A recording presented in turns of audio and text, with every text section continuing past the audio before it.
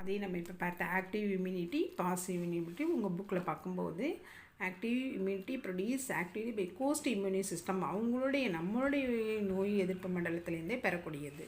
Passive இம்யூனிட்டிங்கிறது வேறு ஒருத்தவங்கள்ட்டேருந்தோ வேறு ஒரு பொருளாகவோ அவங்க உடம்புல செலுத்துக்கிறது. It is produce due to the contact with the pathogen by its antigens. நுண்குருமி அல்லது எதிர்ப்பொருள் உடம்புக்குள்ளார உருவாக்கப்படுகிறது. இங்கே it is produce due to the antibody applied from out side.